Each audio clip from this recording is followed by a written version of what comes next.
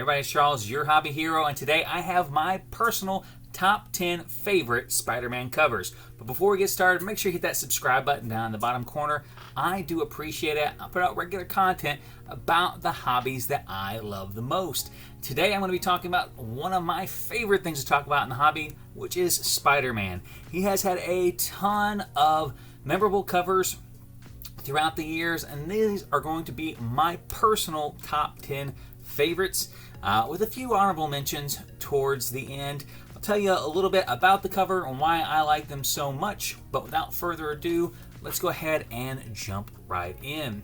Number 10 on the list is Spider-Man number 1 by Todd McFarlane from 1990. Now, if you've been collecting comics for any amount of time, you've probably seen this comic. Not to mention the fact that it was printed in the 90s, there's just a ton of them out here, but this cover has been homaged a ton of times as well, and it's just a great cover. It's one of those covers that are really just going to catch your eye whenever you see it, and I will pick it up pretty regularly if I can find them in good condition.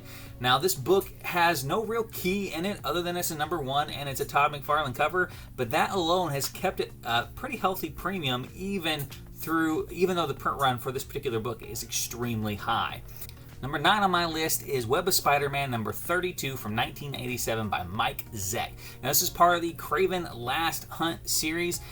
It's really no key in it other than it's part of a really amazing storyline for the Spider-Man timeline. I really enjoy this art, so much so I actually have a statue right back here that really captures that moment in that black suit crawling out of the mud, the tombstone in the back with the rain on it. Just an absolutely fantastic cover, and again, even without a key in it, this book in a high grade still sets you back a pretty good penny on this particular issue.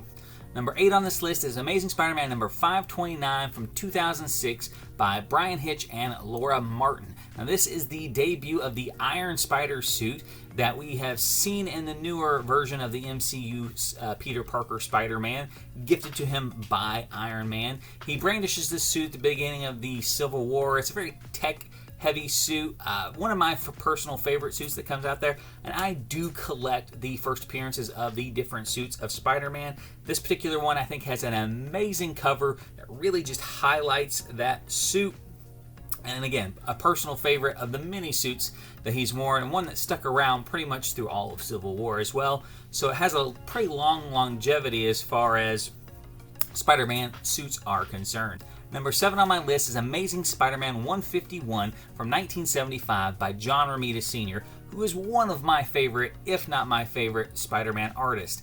This is one of the first old Spider-Man covers I remember being impressed with as a kid. Like, this is one of those books when I first started buying Amazing Spider-Man, I'm like, this is the book that I really want to get someday. The cover is just extremely powerful.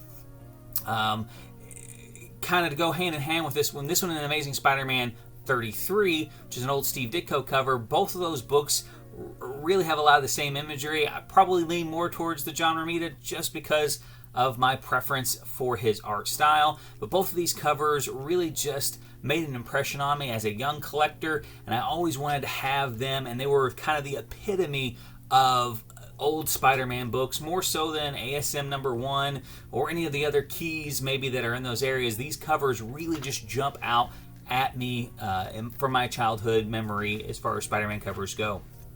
Number 6 on my list is Amazing Spider-Man number 641 from 2010, the Paulo Rivera cover. This is a negative space cover that really uses the blue from the Spider-Man, and has a double meaning with the kind of wedding references, as the book is titled Something Blue. Now, in this issue, this is kind of the forget me spell that you see in the last Amazing Spider-Man movie for the MCU, where Doctor Strange basically makes everybody forget that he is Spider-Man, and in the last second, he grabs Mary Jane and says that she's going to remember that he's Spider-Man and everybody else is going to forget. Now, this upsets Mary Jane initially because she wishes she could forget all the bad stuff that comes with his being Spider-Man, but ultimately, this book, they resolve those discrepancies. Now, the problem for me with this book and why this book hits so hard is because shortly after that, their wedding basically gets nullified by the One More Day series, and Mephisto comes in and completely wipes out the relationship. So when you see this book, it really hits with that struggle that their relationships and their marriage had gone through, but how much stronger they were because of it.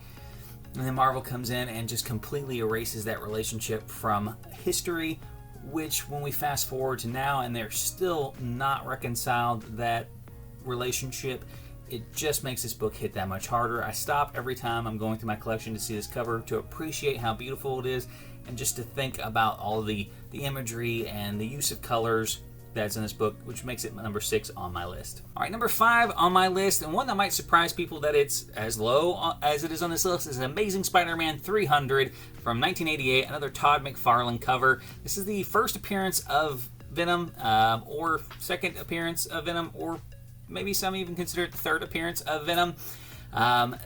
This cover has been homaged probably more than any other cover out there. It's definitely in like the top 2 or 3, if not number 1 in that spot, and that's probably why it's as low on my list as it is. You just kind of get worn out with the number of homage covers that you see on it. However, the ability of Todd McFarlane is just truly highlighted by this book. The dynamic pose that he has Spider-Man in here really works for this book. Does not look forced or awkward really at all, but if you look at some of the homage versions of this cover, you just realize how hard that pose is to draw and make it look good. I've seen a lot of homages that just look so wonky and crazy and not attractive at all, but people keep trying it, and I think it's a real testament to Todd McFarlane's ability to draw poses that are not natural poses and really make them an attractive cover, attractive splash pages. And I think for me personally, this is one of those, when somebody says Todd McFarlane, this is kind of one of those covers I jump right to when I think about his ability as an artist.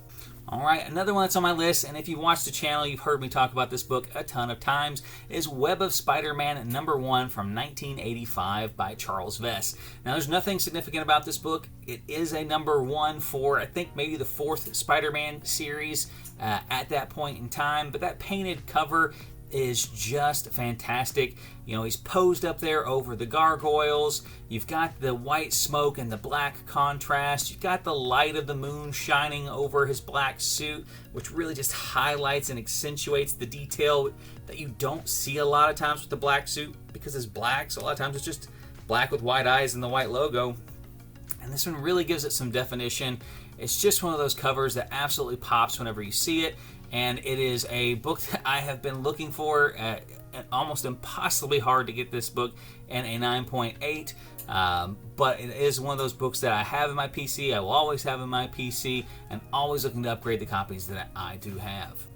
Number 3 on the list is Amazing Spider-Man 129 from 1974 by Gil Kane and John Romita Sr. This is the first appearance of the Punisher, and this is probably one of the best first appearance covers in comic history, let alone just Spider-Man covers. You have the bright reds, the bright yellows, you have the first appearance of this character who is on there front and center with just a crazy cover that really captures the intense moment of the meeting with Spider-Man in Punisher's sights. And I mean, it really just builds suspense. It's just one of those books that, if you saw it on the shelf as a kid, you wanted to pick it up and flip through it. It displays great. There is no doubt in anyone's mind that it's a definitive first appearance, and it's just a great all-around cover from top to bottom. And again, when you think about first appearances throughout comic history, like when somebody talks to me about a short list of good first appearances, this is always on the top of that list because it is just such a dynamic cover that really just pops and stands out from a lot of other ones in that timeline. Alright, number 2 on our list is Amazing Spider-Man number 50, 1963, another John Romita Sr. cover. This is the first appearance of the Kingpin. However, I really wish it wasn't, because it would probably make this book a lot more affordable, and I would buy up every copy that I could, because I absolutely love this cover. The cover really just captures and illustrates the struggle of Peter Parker being Spider-Man. And I mean, I think that's one of the things that made Spider-Man so successful throughout his history in comics, was people relating to the reality of his Peter Parker self and how much of a strain it would put on their lives to have the responsibilities of being Spider-Man. And this cover really just kind of illustrates that first time that Peter Parker really kind of broke and said, hey, this isn't for me. You combine that with the fact that, you know, these old deep red covers that really just stand out when you have them on display, and this is what makes it my number 2 book on this list. Now, before we get to our number 1 spot, I do have a couple honorable mentions. There are probably 100 books that I could pick out for covers that I absolutely love that are Spider-Man related titles, so not everything could fit on my top 10 list. There were a few though that really were unique books that I feel like are important but maybe just outside of my top 10. The first one of those is going to be Spectacular Spider-Man 101.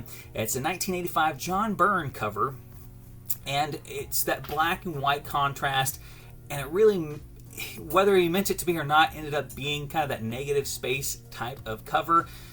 This cover probably would have been in my top 10 list, but for me personally, I absolutely hate the pose that Spider-Man is in on this one. I think it really distracts from how dynamic and, you know, eye-catching the cover is. It pulls your eyes to it because you want to look at the contrast between the white and the black, but then it pulls you right to looking at a part of Spider-Man's anatomy that's really not where you want to be drawn to when you're looking at something that's on display, which is probably why it got shifted out of my top 10. The other one on my honorable mentions list is Amazing Spider-Man 36, Volume 2 from 2001. Now, this is an all-black cover that was left intentionally blank. Now, there are a lot of blank covers and black covers throughout comic history. This particular one was left blank as a memorial for the events and the victims of the 9/11 attacks. The issue itself really kind of addresses how the superheroes, specifically Spider-Man, respond to those attacks. A very heartfelt, very special kind of issue that is unique throughout the history of the Amazing Spider-Man comics. The only reason why it's not in the top 10 list is because the art on the front is literally blank.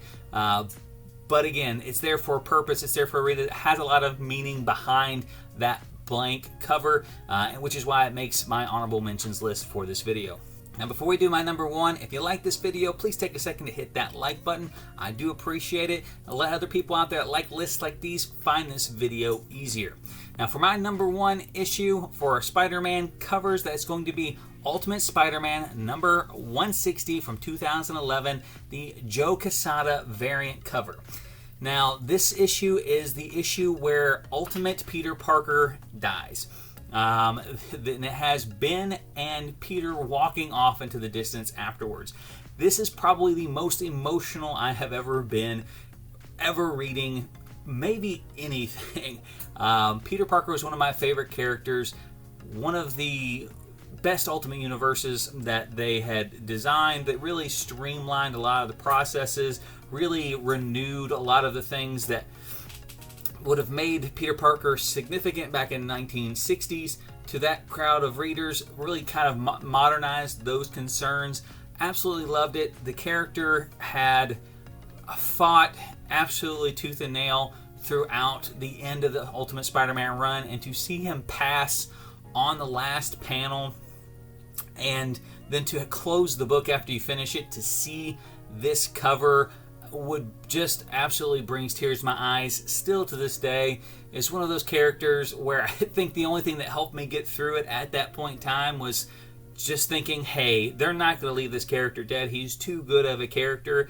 But here we are, you know, 10 plus years later, and that character never came back, which makes rereading this issue that much more powerful. So that's my top 10 list. Let me know what you guys think. Let me know what your top 10 list would be down in the comment section below. Until next time, though, guys, Hobby Hero, out.